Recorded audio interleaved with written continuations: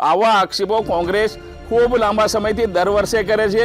મારા પર હાઈકોર્ટમાં 2 વાર PLA દાખલ કરી છે.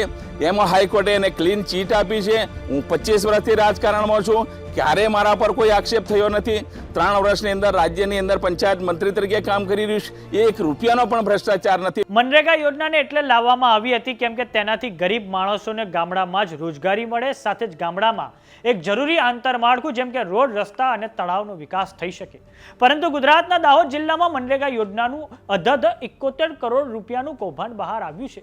તો આ મામલે રાજ્ય કક્ષાના મંત્રી બચુ ખાબડના 2 પુત્રો સહિત 4 લોકોની ધરપકડ કરવામાં આવી છે. તો આ મામલે હવે મંત્રી બચુ ખાબડની પ્રતિક્રિયા સામે આવી છે. તો આવો સાંભળીએ તેમણે શું કહ્યું છે. નમસ્કાર, જમાવટ સાથે હું છું પાર્થ.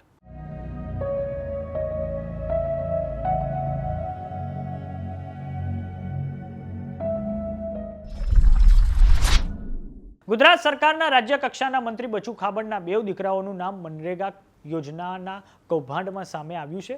પોલીસે આ કૌભાંડની તપાસમાં તેમના આ 2 પુત્રો સહિત 4 લોકોની ધરપકડ કરી છે, જેનાથી હવે મંત્રીશ્રીની ગાંધીનગર સચિવાલય ખાતેની ઓફિસે તો કાગડા ઉડતા જોવા મળી રહ્યા છે. તો હવે મનરેગામાં કૌભાંડને લઈને મંત્રી બચુ ખાબડની પ્રતિક્રિયા સામે આવી છે.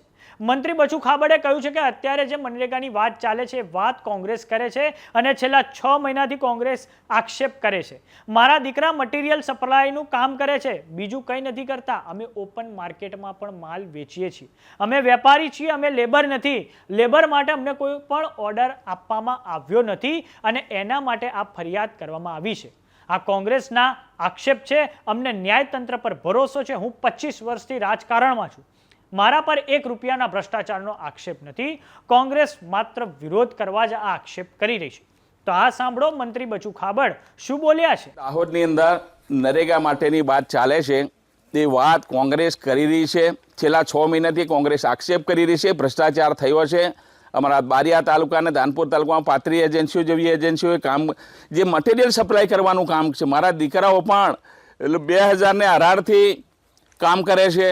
એ મટીરિયલ સપ્લાયનું કામ કરે છે, બીજું અહીંયા કોઈ કામ કરતા નથી. અને ઓપન માર્કેટમાં પણ અમે એ માલ વેચી શકીએ છીએ. એ અમે વેપારી છીએ, અમે કંઈ લેબર નથી. અને અમને લેબર કામ કરવા માટે કોઈ અમારી એજન્સીને કોઈ ઓર્ડર પણ આપવામાં આવેલો નથી. અને એના માટે આ FIR થયેલી છે.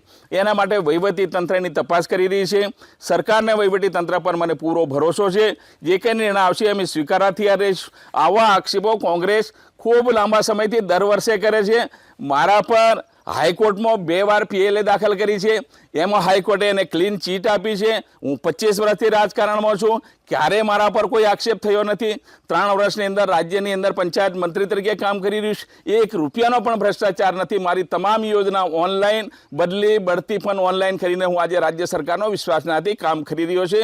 મારી સરકાર પણ કામ કરે છે, મારી પાર્ટી પણ કામ કરે છે અને દાહોદ પણ વિકાસની દિશાની અંદર આગામી દિવસોમાં આગળ વધશે. કોંગ્રેસ પાયા વિહોણીની આ વિરોધ કરવા માટેનો એની પાસે કોઈ સાધન નથી. એના માટે આ આક્ષેપો કોંગ્રેસ કરી રહી છે. વાત કરીએ દાહોદ જિલ્લાના આ મનરેગા કૌભાંડની, તો મનરેગા યોજના હેઠળ દેવગઢ, બારિયા અને ધાનપુર તાલુકામાં 2021 થી 2025 દરમિયાન કરોડો રૂપિયાની ગેરરીતિઓ આચરવામાં આવી હોવાનું બહાર આવ્યું છે. આ કૌભાંડમાં 35 થી વધુ એજન્સીઓ સામેલ હોવાની આશંકા છે.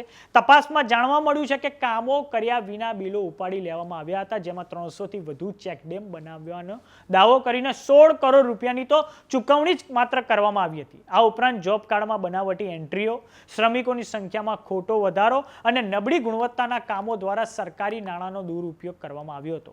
મનરેગા યોજનામાં ભ્રષ્ટાચારની ફરિયાદ અન્ય જિલ્લાઓમાં પણ ઉઠી છે. જેમ કે ભરૂચમાં આ યોજનામાં 1500 કરોડથી વધુના કૌભાંડની આશંકા છોટુ વસાવા દ્વારા વ્યક્ત કરવામાં આવી છે. સાથે જ હવે જોવાનું એ છે કે ગુજરાત સરકાર હવે મંત્રી બચુ ખાબડનું રાજીનામું લે છે કે કેમ. તો કેવો લાગ્યો અમારો વિડીયો અમને કોમેન્ટ બોક્સમાં લખીને જરૂર જણાવો.